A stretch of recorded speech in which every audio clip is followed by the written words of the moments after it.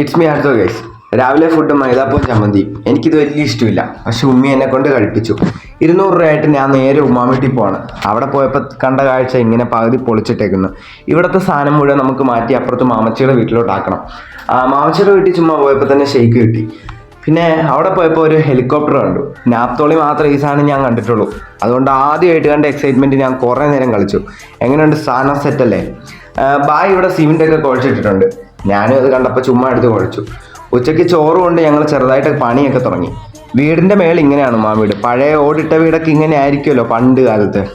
ഞങ്ങൾ ചെറിയ ചെറിയ പാത്രങ്ങളെല്ലാം ചാക്കിലാക്കി ഒരു സ്ഥലത്ത് കൊണ്ട് ഇങ്ങനെ ഇട്ടു. മേളിൽ പണിയാൻ കയറിയപ്പോൾ ആ ഒരു സ്കിപ്പിംഗ് റോപ്പ് ഉണ്ട്. പകുതിയില്ല. ഞങ്ങളെങ്കിലും അതിൽ കുറച്ച് നേരം ചാടിക്കളിച്ചു. ഉമ്മി മുടി ഒരുപാടായെന്നും പറഞ്ഞ് മുടി വെട്ടാൻ വേണ്ടി വിട്ടു. മിസ്ബാഹിലോട്ടാണ് ഞങ്ങൾ വന്നത്. ഞങ്ങൾ 3 പേരും കൂടെ വന്ന് ബായിട്ടെ പറഞ്ഞ് ഹൈ ടെപ്പർഫൈഡ് വെട്ടാൻ. ബായി അത് തരക്കേടില്ല വെട്ടി തന്നിട്ടുണ്ടെന്ന് തോന്നുന്നു.